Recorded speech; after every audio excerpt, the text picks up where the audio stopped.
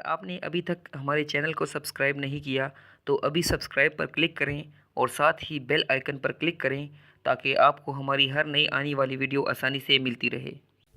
خشک اور پھٹی ہوئی ایڑیاں انسان کی اچھی شخصیت پر منفی اثر ڈالتی ہیں، خصوصاً موسم گرما میں جب انسان کھلے چپل پہنتا ہے تو پھٹی ہوئی اور گرد آلود ایڑیاں بہت بری لگتی ہیں۔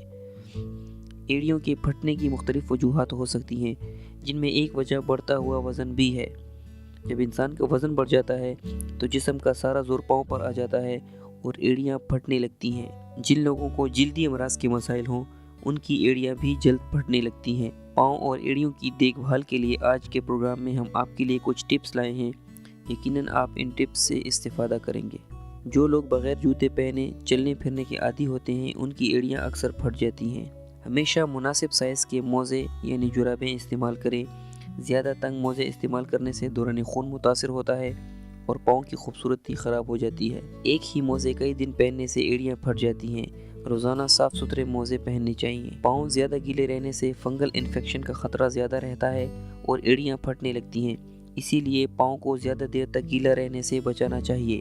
ہمیشہ صحیح ناپ کا جوتا پہننا چاہیے۔ غلط ناپ یا تنگ جوتا پہننا یا کسی اور کا جوتا استعمال کرنے سے پاؤں کی جلد خراب ہو سکتی ہے۔ باہر سے لوٹنے کے بعد پاؤں کو اچھی طرح دھو لینا چاہیے تاکہ مٹی، دھول اور پسینے کا فوراً خاتمہ ہو جائے۔